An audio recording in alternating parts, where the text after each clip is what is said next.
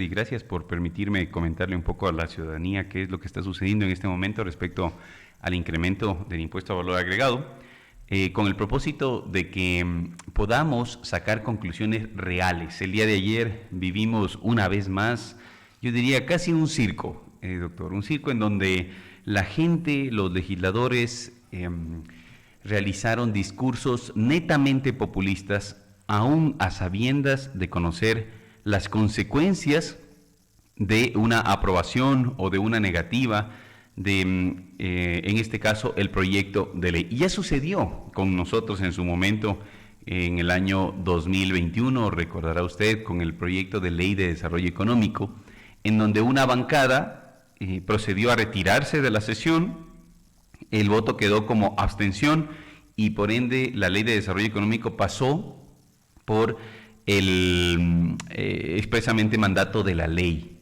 Entonces, ya sucedió y no es que no conocen. Pero luego salieron a decir que ellos no han aprobado. Correcto, correcto. Entonces, eso es jugar con la inteligencia definitivamente de las personas. De los la misma historia del Partido Social Cristiano este rato. Me parece que es exactamente igual. Ya están los comunicados, no votan, si votan, no votan, pero el comunicado dice que no apoyan, ¿no? Pero dan pábulo. Definitivamente, el día de ayer, nuevamente somos testigos de que la Asamblea lo que menos sabe es legislar, doctor Freddy. ¿Y por qué digo esto? Porque al no haber aprobado la primera moción de las 6 presentadas por Valentina Centeno, que es la jefa de bancada y presidenta de la Comisión de Desarrollo Económico, lo que sucede es que tenían que presentar otra moción para poder negar esa moción, la primera moción, ¿no es cierto? Al no haber aprobado, primero, automáticamente el presidente de la República pudo haber publicado a partir de hoy, a través del mandato de la ley, ¿no es cierto ya?, el aumento del impuesto al valor agregado al 15%, tal cual fue enviado el proyecto de ley inicial. Eso debe entender la ciudadanía. La pregunta es por qué no lo hizo, ¿no es cierto?, el presidente, porque el presidente también sabe que podía haberlo hecho. Entonces, si usted revisa la votación de ayer, que a la cual le di seguimiento todo el día, es importante que los discursos se mantenían solamente a que pague la banca, que paguen otros sectores, que paguen quien más tienen, y no al aumento de los tributos en el país. Y aquí hay un concepto grave, una definición grave, doctor Freddy, porque el presupuesto general del Estado se alimenta de tributos. Lo que le molesta al pueblo ecuatoriano es que lleguen los tributos y se los roben. Ese es el problema. Y no haya obras, y no haya inversión pública. ¿Y por qué no hay inversión pública? Porque no tenemos buenos administradores, precisamente, del tema del presupuesto. Entonces, parte de la recaudación del impuesto al valor agregado, doctor Freddy, ¿qué es lo que hace? El gobierno le dice a los gobiernos autónomos descentralizados, miren, como ustedes conocen mejor la situación real que viven en cada una de sus ciudades, de sus provincias, les voy a dar un pedacito, ¿no es cierto?, de lo que yo recaudo. Viene el municipio, cualquiera que éste sea, y se lo gasta en sueldos y salarios, en gasto corriente, y no invierte. Entonces, usted, la ciudadanía, no ve obra. Y ese es un problema. ¿Qué pasa? Supongamos que mañana el gobierno diga, hasta aquí, ya no les voy a dar más recaudación del impuesto a valor agregado, y los gobiernos autónomos descentralizados van a tener que autofinanciarse a través de su gestión. Definitivamente van a tener problemas gravísimos los municipios y van a necesitar tomar medidas. Regresemos, ¿no es cierto?, a lo de ayer, a lo que pasó en la función legislativa, en la Asamblea Nacional. Valentina Centeno, presidenta de la Comisión de Desarrollo Económico, mociona 6 temas a aprobarse. Eran 5 al principio y al final mociona uno que dice que el secretario de la Asamblea Nacional podrá y deberá corregir cualquier error tipográfico, ¿no es cierto?, o de ortográfico que se realice para que la ley pueda ser publicada. La primera moción no fue aprobada. Seguidamente, alguien debió haber mocionado la negativa, como le decía, para el tema del IVA, y no se mocionó. No puede ser que 137 asambleístas, sumado a 4 personas de su equipo, no conozcan que si no hay la negativa, pues se va a dar automáticamente la publicación del proyecto de ley inicialmente aprobado. ¿Usted cree que eso va a ocurrir? Es más, debió haber ocurrido, pero el presidente no lo hizo, doctor Freddy. ¿Por qué? ¿Qué es lo que hizo? Esa es una buena pregunta, y yo creo, y ahí voy a dar un criterio personal. Primero, el presidente tenía 30 días para objetar el proyecto de ley que ayer fue aprobado. Y lo que hace es, en este caso, emitir una objeción parcial. Porque, ¿qué es lo que dice? Oiga, ustedes, señores legisladores, acaban de promover contribuciones para la banca, contribuciones para las utilidades extraordinarias de las compañías, etcétera, contribución por aquellas personas que tengan patrimonios altos, en este caso, y un aumento a la salida de divisas, lo cual no es posible, doctor Freddy. Lo habíamos conversado hace unas semanas atrás.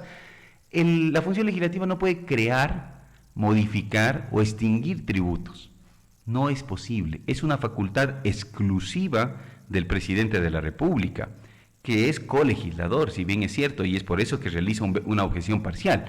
Pero aquí, como estamos acostumbrados en este país a que, a pese a existir una constitución, que se haga lo que le da la gana y que la Corte Constitucional responda a cualquier acción o cualquier interposición, ¿no es cierto?, de un recurso a través del paso de los meses o los años, después de 3 o 4 años ya verá usted, o un año, dirá, era inconstitucional que se le cobre de manera retroactiva, ¿no es cierto?, a la banca, por ejemplo.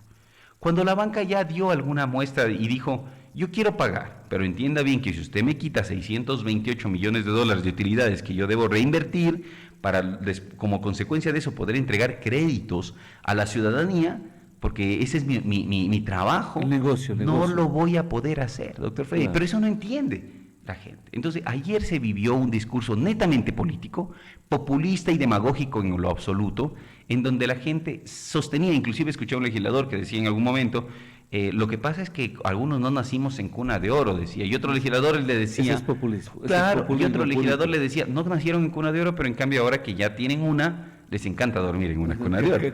Duermen en cama de oro. Así es, entonces claro. Es interesante porque ayer el pueblo ecuatoriano, inclusive los titulares de muchas noticias, de muchos legisladores, era no se aprobó el impuesto a valor agregado, cuando seguidamente el presidente objetó y por tanto hoy la Asamblea Nacional tendrá 30 días, doctor Freddy, y ciudadanía en general, 30 días para que la Comisión de Desarrollo Económico presente un informe no vinculante sobre allanarse al veto del presidente, al parcial, o ratificarse en el texto que en su momento aprobó. Como no aprobó ningún texto y tampoco tiene los votos para allanarse, seguramente va a pasar por el mandato de la ley. Para allanarse necesita nada más la mayoría de los asistentes a la sesión, es decir, si asisten todos, 70 votos. Y para poder ratificarse en el texto que ellos no aprobaron, necesitan 92 votos.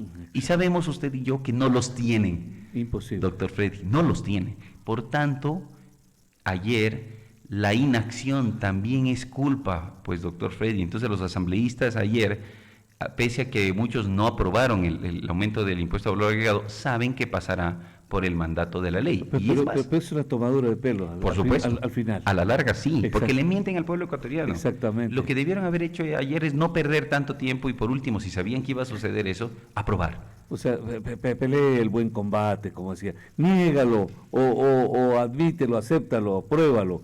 Pero no, ellos hacen un juego ahí mañoso, ¿no? Para confundir a la gente. Sí, y hay por ejemplo, mensajes comunicacionales en los que se dice a la gente, por ejemplo, tranquilos, la canasta básica familiar no se va a ver afectada por este aumento del impuesto al valor agregado. Por favor, o sea, no somos tontos y conocemos en materia tributaria, entonces tenemos que entender lo siguiente, el señor que vende los productos de primera necesidad hoy paga un IVA de arriendo por su local comercial de $120. Eso decíamos de mañana. Correcto. Mañana tendrá que pagar $150. ¿Y quién creen que tendrá que pagar al final eso? Sí, pero a mí, yo me muero de la pena cuando oigo gente que a veces son amigos y uno por amistad, por todo eso, no les discute. Mejor dejémosles que ganen. No van a pagar impuesto esto. Nosotros publicamos aquí en la página, todo aquello que no sube el IVA, que no se paga IVA. Pero tal cual como usted lo dice, empezando por el arriendo paga IVA. Arriendo de locales comerciales. El arriendo de todo eso, ponía yo, cosa que no me gusta ponerme a mí como ejemplo, pero me lo puse. Aquí ya me toca pagar a mí más, pero no para el dueño del edificio, sino para el Estado incluso, en primer lugar. Y yo no me puedo dar el lujo de aumentar más. No vamos a aumentar más.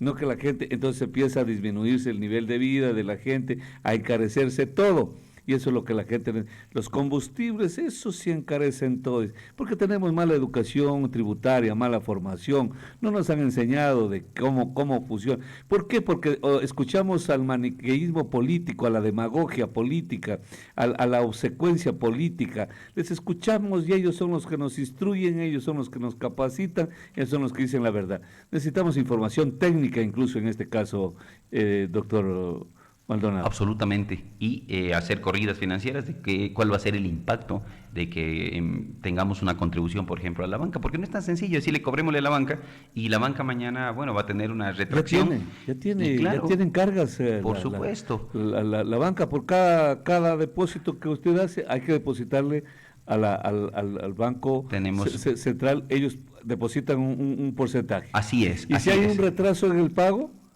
tienen que abonar más todavía. La banca... Y así se va disminuyendo el producto. Ojo, yo no estoy defendiendo a la banca para nada, más bien creo que todos debemos contribuir de una u otra forma, pero es mi obligación contarle a la ciudadanía la realidad. Doctor, ese es otro problema de nuestra mala... Con usted sí puedo decirle... Le tenemos miedo de decir, no podemos defender a la banca.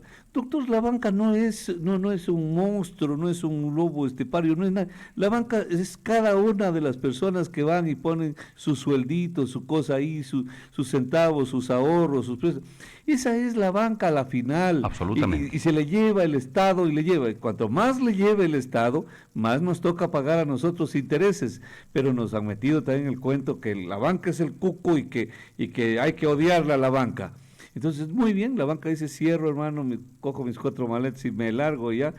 Ahora sí, ¿quién nos presta la plata? Ni caro ni barato. Aquí hay varios temas importantísimos, ya que usted menciona este asunto. Primero, concuerdo plenamente y la ciudadanía debe entender que el dinero que está en las entidades financieras es de los cuentaahorristas, ¿no es cierto? De aquellas personas que ponen el dinero a plazo fijo y que deciden ganar una tasa pequeña para que el banco haga la intermediación monetaria y pueda prestar a una tasa mayor. Si mañana, algunos legisladores decían alguna vez en el periodo anterior, que bajen todas las tasas de interés, vamos a cobrar el 6% como se cobra en otros países. Oiga, entonces el señor que está ganando el 2% en una póliza, hoy ya tendrá que ganar el 0.5 porque no va a poder el banco pagarle el 2%. Eso sí es bonito porque... eso sí es bonito porque de todas maneras esas personas van a invertir. Dice, no, pues prefiero invertir, ya no compro carros de lujo, ya no ahorro nomás en el banco, sino que invierto. Vamos a ponernos una granja de huevos y empieza la riqueza. Y empieza a proliferar la riqueza, porque meterlo en el banco así nomás no es muy rentable. Y comienza la producción y ya no se necesita de tanto, porque todo el mundo lo tiene. Es lo que pasa en otros países y no estamos adivinando ni inventándonos nada. Pregúntenles a los migrantes cómo les ofrecen dinero tan barato. Incluso son algunos tan vivos que lo cojan allá y lo invierten acá. Absolutamente. Mire que antes del 2000... cuando estábamos en sucres en nuestra economía, es importante entender que teníamos un factor preponderante que era la inflación, que no es otra cosa que la pérdida del poder adquisitivo que tiene mi dinero. Eso era peor. Claro, entonces si la inflación era del 5%, se me ocurre, y el banco me pagaba el 6%, yo decía, bueno, a ver, me conviene ponerla en el banco definitivamente porque al menos 1% voy a tener de rentabilidad. Y tenía que hacer esos números con el propósito de saber que la inversión que yo voy a hacer, que usted menciona que hoy quizá con la dolarización es un poco más fácil entenderlo, no era rentable, no era factible. Pero bueno, regresemos por un instante a hoy, qué es lo que pasa en la Asamblea Nacional. Una vez hecho el veto, en el veto hay dos temas importantes. Uno, primero existe la prohibición para el presidente de la República agregar artículos que no estaban por lo general, bueno, primero agregar materias que no se trataron en el primer proyecto, y objetar por secciones, libros, títulos el proyecto. Debe haber una objeción realmente por artículo como tal, y existió una objeción parcial. ¿Y en qué se fundamenta esta objeción? Dice dos temas importantes.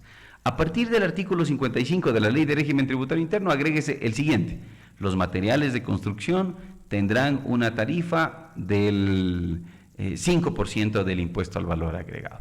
Pero, ojo, nos dejan en el aire porque la pregunta es, ¿qué se entiende por materiales de construcción? También, doctor Freddy. Usted mañana dirá, hay una cinta de embalaje es material de construcción, una escalera es material de construcción o insumo, ¿qué es? Tendría que en la misma ley haberse agregado que mediante decreto el presidente establecerá que es materiales de construcción. Pero ya verá usted, como somos súper vivos en el Ecuador, para crear normativa inmediata que supla lo que no se hizo en la ley. Claro. O que eso no es material de construcción, en consecuencia hay que pagar el IVA completo. Correcto, exactamente. Claro. Entonces, ¿qué sucede hoy? El reglamento de aplicación para esta ley de proyecto de eficiencia económica, ¿no es cierto?, o para evitar la crisis del conflicto, la crisis social y económica, en el reglamento se establecerá como tal la definición seguramente de qué es o de qué no es materiales de construcción. Eso objeta el presidente primero. Y segundo, dice lo siguiente: el proyecto de ley que no podrá aumentar el impuesto a valor agregado y estará en un rango entre el 13, que es permanente, y no será mayor al 15, dice. Pero se reserva para sí la función ejecutiva, y en el párrafo dice lo siguiente, que por un informe del ramo del Ministerio de Economía y Finanzas, en realidad, el presidente podrá elevar el impuesto al valor agregado y sin necesidad de enviarlo a la Asamblea Nacional. Claro. Ese es el veto real. Si usted me pregunta por qué el presidente no envió por el mandato de la ley, pudiendo hacerlo el día de ayer, ya después, ¿no es cierto?, para que entre en vigencia desde hoy.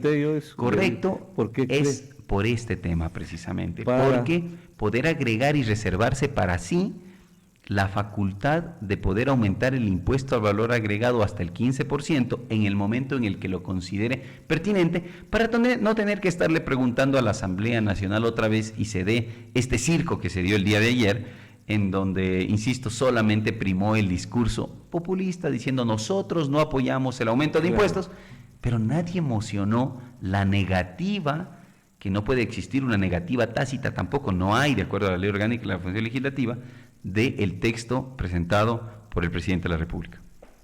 Ya, si usted dice que es un circo, lo más prominente en el circo son los payasos. Sí, yo creo que hay asambleístas, comentó, rescatables, que saben de técnica, pero lamentablemente aquí funcionan por bancadas. Así es. Entonces son ¿qué bancada de payasos hubo ayer? ¿Quiénes fueron los que se opusieron a saber qué se iba a pasar? Solo revisen usted, todo quieren que les den diciendo. Y yo no les voy a decir que fue la Revolución Ciudadana ni el Partido Social Cristiano los que lideraron esta payasada. Ellos lideraron esta payasada, yo no les voy a decir eso. Averigüen ustedes, porque nos han visto la cara. Absolutamente. Realmente niegan eso y después vienen al micrófono, al discurso, en la pantalla y dicen, nosotros conscientes con el pueblo ecuatoriano. Hay un comunicado incluso aquí del Partido Social Cristiano que a veces uno tiene que leerlos por respeto, pero... Cualquier legislador, doctor Freddy, cualquier legislador el día de ayer pudo haber mocionado que la negativa, que se archive el proyecto presentado, doctor Freddy, por el presidente de la República, cualquiera. Entonces, en este momento, ninguno de los 137 asambleístas podría lavarse las manos, decir, no sé, porque yo creo que más que el desconocimiento primó el cálculo político, el discurso político. Para ya en septiembre, octubre de este año, en la campaña dirán, nosotros no apoyamos el aumento del impuesto. Ya lo dijeron ayer. Y tampoco puede ser que, o sea, cuando yo soy gobierno, sí vale el aumento del impuesto a valor agregado, pero cuando no soy gobierno, ahí no sirve el impuesto a valor agregado. Tampoco cabe así decía el comunicado, dice el comunicado del Partido Social Cristiano. Las 6 y aliados, o sea, la Revolución Ciudadana, Pues porque es lo que dice, las 6 y aliados son aliados de la Revolución Ciudadana. Compromiso cumplido, dice, compromiso cumplido. O sea, nosotros tenemos que agradecerles a ellos. Dice, la lucha contra la inseguridad tiene que contar con financiamiento exclusivo, suficiente e inmediato para ese único fin, pero sin afectar el bolsillo de los ciudadanos. Hoy la Asamblea Nacional apoyó nuestra propuesta. Tomará en cuenta que ellos se reivindican que la propuesta es del Partido Social Cristiano. En este sentido, que consiste en una contribución de un 3.25% de las utilidades de las sociedades, incluyendo a la banca. Fíjense ustedes, y quiero que algún día ya venga alguien que se despoje de estos prejuicios políticos y nos diga, porque la gente le enseñaron a odiar, la banca, y no se dan cuenta que la banca nos perjudica a nosotros. Yo voy y pido un préstamo, estoy jodido. Cada vez más intereses, más pagos, más impuestos, porque los socialcristianos dijeron que hay que perjudicar a la banca. Pero a la banca no la perjudica, porque la banca son ellos. Entonces perjudican a los que necesitamos. Hoy, dice el comunicado, la Asamblea Nacional apoyó nuestra propuesta en ese sentido, que consiste en una contribución de un 3.25% de las utilidades de las sociedades, incluyendo a la banca, con 134 votos a favor de 138 asambleístas presentes. La contribución recaudará $1.040 millones. Fuimos parte de los 132 votos afirmativos que aprobaron la reducción del IVA al 5% para dinamizar el sector de la construcción. Estuvimos entre los 94 asambleístas que no votaron por el aumento del IVA. Integramos una mayoría de 117 votos para que dentro de la ley ya vigente el presidente tenga la responsabilidad del manejo del ISD. ¿Ya? Hemos generado recursos para el Estado, pero cumpliendo una vez más nuestro compromiso con el pueblo ecuatoriano. Bancada de las 6 y aliados, o sea, Revolución Ciudadana. 3 puntos fundamentales. Primero. Solo un segundo. Buenos días, 725-47, lo escuchamos, adelante. Una sola llamada. Buenos días. Buenos días, doctor. Buenos días, invitado. Me parece que se han aprobado ciertos puntos importantes, sobre todo este punto del 5% de la construcción, pero sería mucho más importante llevarlo a cabo esto a campo, porque le comento, yo soy constructor y el día de ayer en el tema del acero ya se supo manifestar que hay un aumento del 7%. En el tema de materiales, a lo mejor ya sabían que venía esta disminución, que al final con el 5% de reducción va a quedar en nada, el precio va a quedar en lo mismo. Entonces, estas vivezas son las que al pueblo a la final nunca se va a beneficiar, sino siempre se mantendrá el beneficio en las grandes empresas. Nunca va a haber esa reducción. Sería bueno que las autoridades controlen este tipo, que se dé realmente esa reducción para poder promover la construcción y el trabajo. Muchas gracias, un buen día. No, pues a usted también. El precio base, los precios sobre los cuales se calcula el impuesto a valor agregado, definitivamente, como dice la persona que acabó de llamar ciudadano, no deberían modificarse en lo absoluto. Quizá en un porcentaje pequeño por efectos de la cadena de comercialización del impuesto a valor agregado o del impuesto a la salida de divisas, que muchos decían el impuesto a la salida de divisas le afecta solamente a los ricos. Doctor Freddy, la mayor cantidad de empresas, de industrias, importan insumos, importan bienes que son utilizados para la producción de bienes que se comercializan en el Ecuador.